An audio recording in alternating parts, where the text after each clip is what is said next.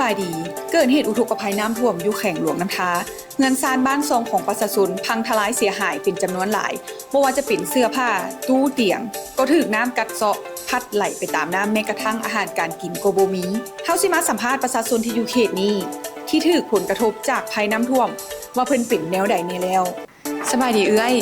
สภาพตอนนี้เป็นจังไดแล้วบ้านเอื้อยเป็นจังไดเจ้าช่วยข่อยแน่ตอนนี้น่ะข่อยบ่เหลือหยังแล้วคืนนี้ลูกข่อยก็เซนะหมดคืนตอนนี้น่ะเราเป็นไข้ตอนนี้ปากกำปากดำหมด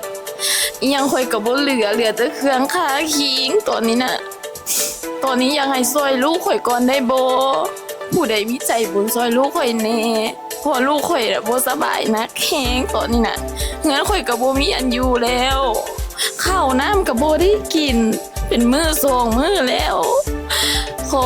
กรุณาผู้ใดใจบุญให้มาช่วยว่าข่อยแน่ตอนนี้น่ะข่อยลำบากหลายเจ้าแล้วเฮือนของเอื้อยเด็เป็นแนวใดตอนนี้กะเสียหายนักเมื่อคืนนี้ก็นอนอยู่ดีๆก็เข้าห้องกู้บัดนึง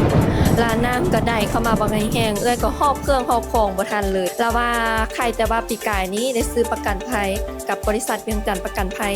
ซื้อว่าประกันภัยอคคีภัยแล้วเพิ่นก็คุ้มครองที่อยู่และก็เฮือนของควายและก็ธุรกิจ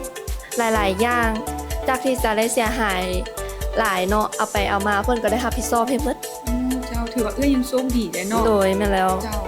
สถานการณ์มีความคืบหน้าเป็นแนวใดเดี๋ยวเราจะมาอัปเดตสู่กันฟังใหม่มื้อนี้ข้าพเจ้าธนพรและทีมงานขอตัวลาไปก่อนขอขอบใจ